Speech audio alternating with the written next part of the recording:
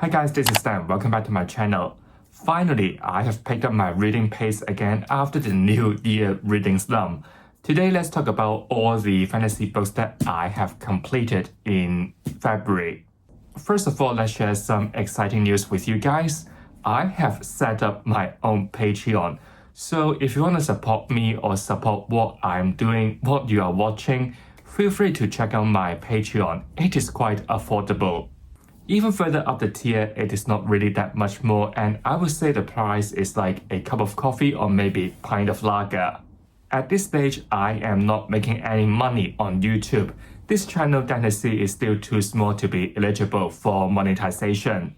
So if you enjoy watching me or enjoy the content I am putting out, feel free to be my Patreon. It is still in an early stage, so we can work on the benefits together. Let's say the Discord server, reading sprints, or even like a book club. Some of you may be worried about how many percent will Patreon take from the creators from what basically you guys paid. So if you prefer like a one-time donation, I have also set up a Ko-fi or Ko-fi. I will put all the links down in the description or maybe pinned a comment. The links are like really simple, just like patreon.com/thenapoleonic-era or ko-fi.com/thenapoleonic-era. Of course, I'm not here to like pressure you to force you to join my Patreon. If you don't want to pay, you can just simply keep on watching this video, and if you enjoy it, give it a like. You may also want to follow my Instagram, which is once again very simple, the Napoleonic-era, to have like some up-to-date or more like day-to-day live updates. So back to the purpose of this video, February wrap-up. Honestly, February is filled with some fantasy breaks. If we are looking at my reading statistics of this month, I am able to keep up with my reading goals, which is to read 4 books in a month. All of them are still fantasy, but they are quite diverse in terms of the subgenre. We have the good old epic fantasy, romantasy, fantasy horror, and even cozy fantasy. Honestly, I didn't plan it deliberately. So it was quite fun, quite exciting to jump from like different kind of fantasy world and enjoy different kind of experience. If we are looking at the total page count of February, it is 2,486. Compared to January, which is only 2,132, it is 150 pages more. So it kind of proves that I have finally defeated my New Year reading slump. But the average rating of February doesn't look that nice. It is only 3.25 stars out of 5. Ideally, I would want this rating, to be as close to 4 as possible, which would imply that majority of the books I have finished in that month would be nice and great. If the rating is leaning closer to 3, in my mind, I would think that it would be like an average book. It is not too bad, but it is just not too great. There is not like too many memorable moments. The rating of February is also lower than the one in January by 0.25 stars. Again, I know that this difference is not like that massive. But I mean, the rating is lower than the month when I was having a reading slump. Doesn't sound right, right? After talking about my February reading statistics, we can now move on and talk about all those different fantasy books I finished last month according to the time I finished them. The first book I finished in February is for a special project last month. It is House of Sky and Breath by Sarah J. Maas, the second book of the Crescent City trilogy. This book is actually featured in my Valentine's Day special project, so if you want to see my very honest reaction to this steamy romantasy for this very special occasion, feel free to check that video out. I had so much fun making it. If you haven't heard about this series before, basically it is about a half-fae main character called Bryce. Her life suddenly turned upside down with the death of her close friends. So after what had happened in the first book, House of Earth and Blood, Bryce and her newly met boyfriend, Hunt, had to navigate their life and find a balance between what is going on. This book begins with quite an exciting and intense opening, followed by a missing person case that our characters decided to solve. There seems to be a bigger political scheme behind everything. So let me say something really bold here. I didn't enjoy this one as much as the first one. First of all, you can tell already, this one is quite dense and thick, but I don't feel like there are much going on. Without too much spoilers here, the plot of this book do wanna expand from this missing person case to a bigger political conspiracy that could shake the world. I would say majority of the time, maybe 60 to even 70% of this book is about our characters gathering together to discuss about this missing person, what clues did you find in the house, and then they will try to find that person, but that person turns out to be, if you have read the book, you will know what I mean. I would say it is such a waste of the plot because I don't think there was much developed there. Speaking of development, I would say I was quite disappointed with the character growth in this book.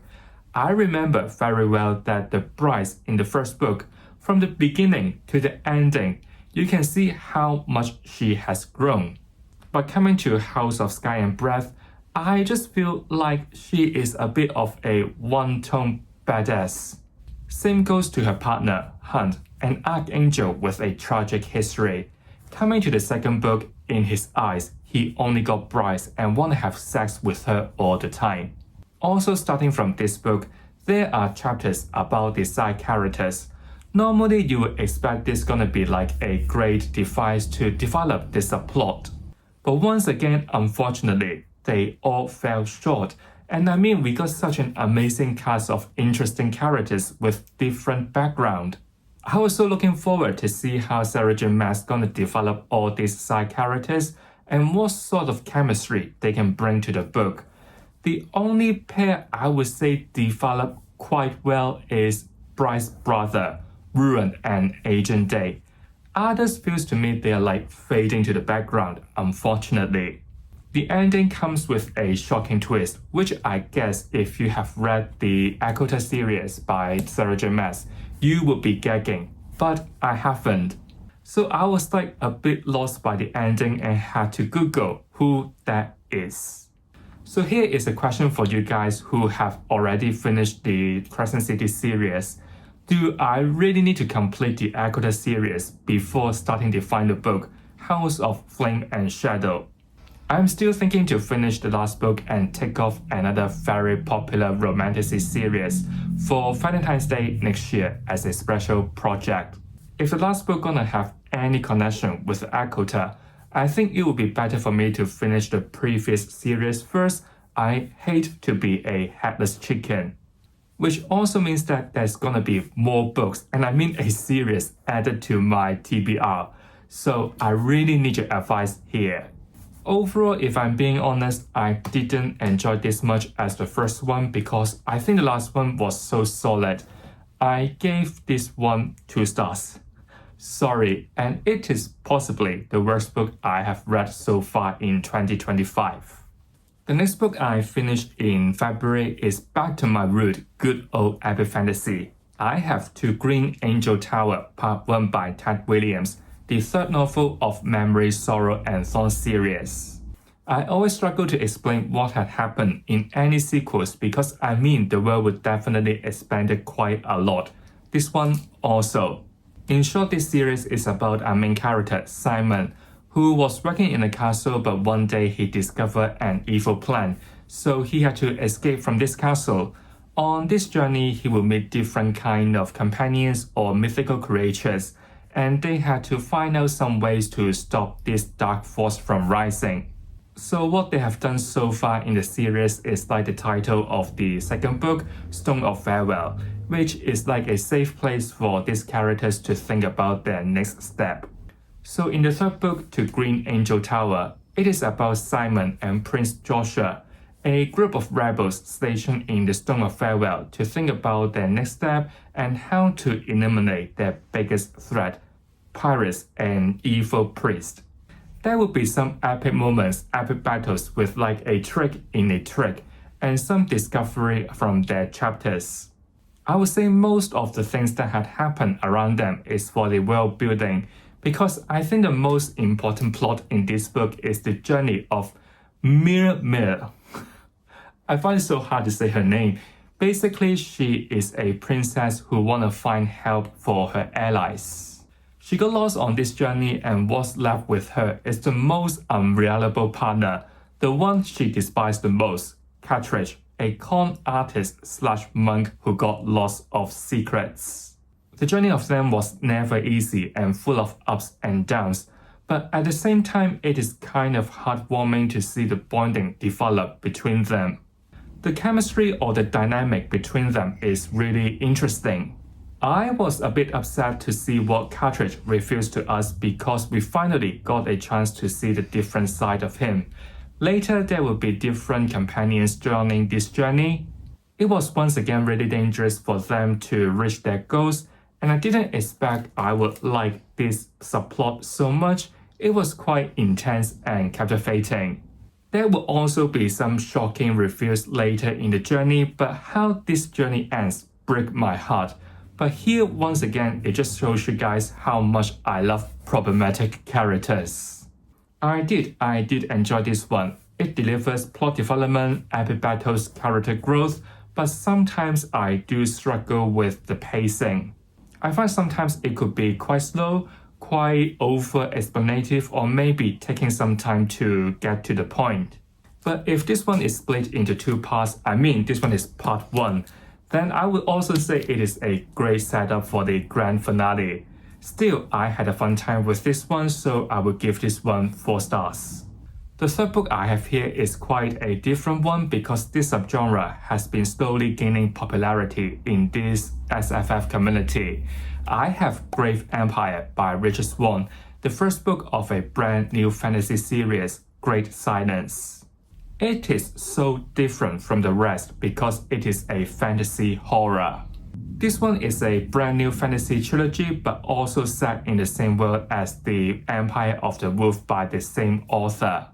200 years after what had happened in the first series, the Empire of the Wolf is possibly the strongest nation right now, but a mysterious contagious plague was broken out in the north. What makes it worse is that 2 monks coming forward to see the Empress. From what they have observed in the afterlife realm, they concluded that the Great Silence is coming, which basically means the end of the world. After hearing this message, our main character, Ranita, a young ambassador, along with a group of experts, were dispatched to negotiate with this Stygian, a merfolk civilization. Other than Ranita, Peter is another POV. His family actually brought him with this commission to be an officer in the army. Coming to this new strange place without much experience, Peter encounters some supernatural phenomenon. Later when the plot expands, von Oldenburg will be introduced as our last POV.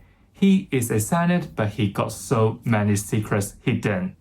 First of all, I do appreciate how Richard Swan wrote this kind of horrible, spooky environment.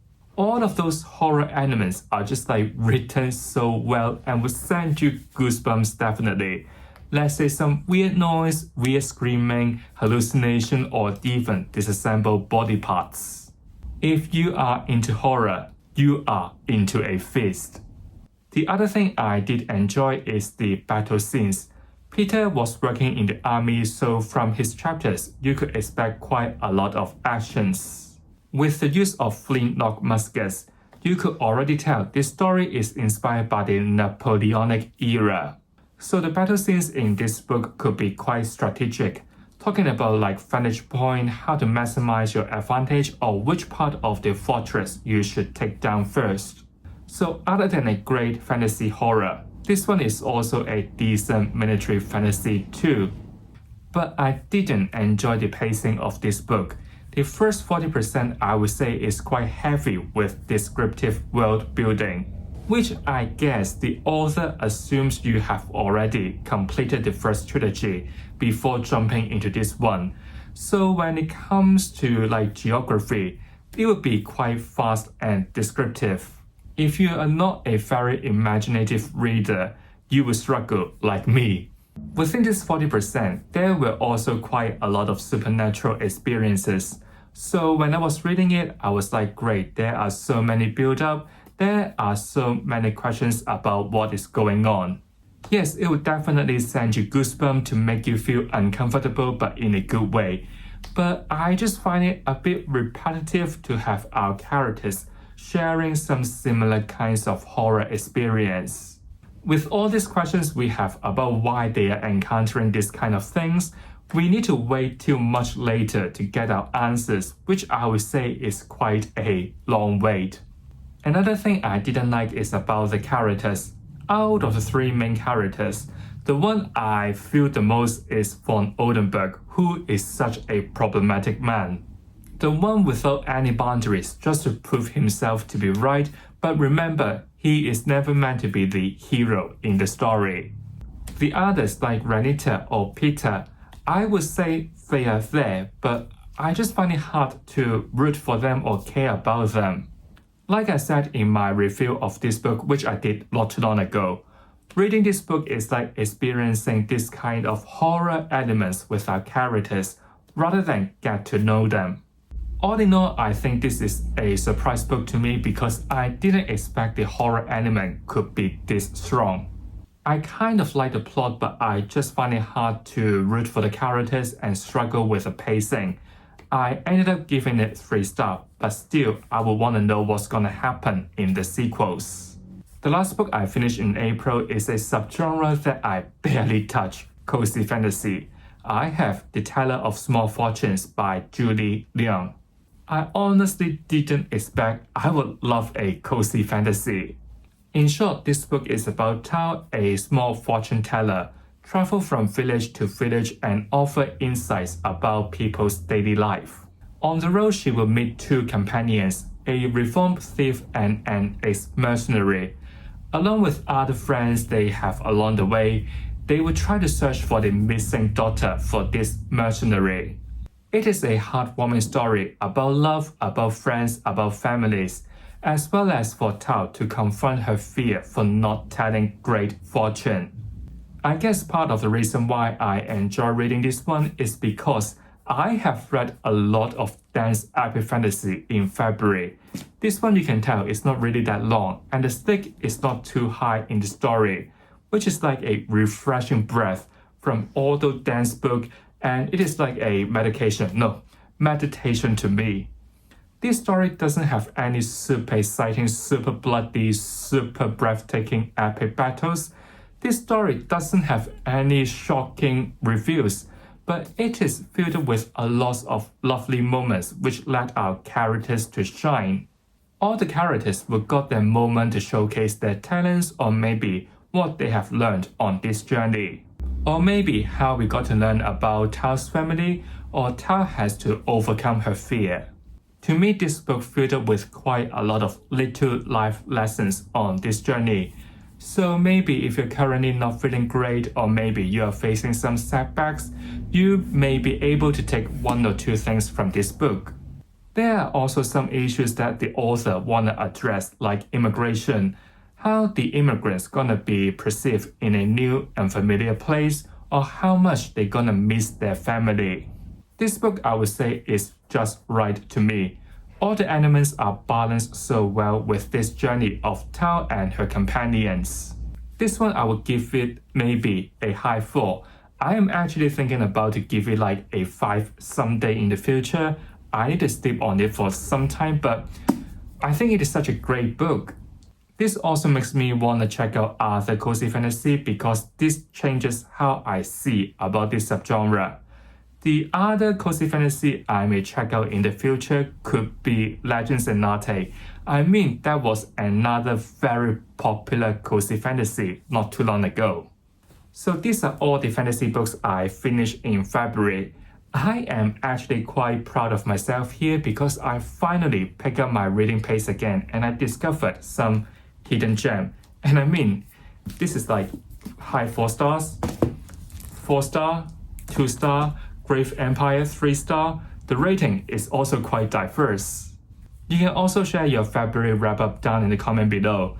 How's your reading in February? Did you do well or did you find any new favorites? Feel free to share all your thoughts in the comment below. So if you've enjoyed this video, don't forget to give it a like, subscribe to my channel Fantasy so you won't miss anything from me. I'll see you all very soon. Goodbye!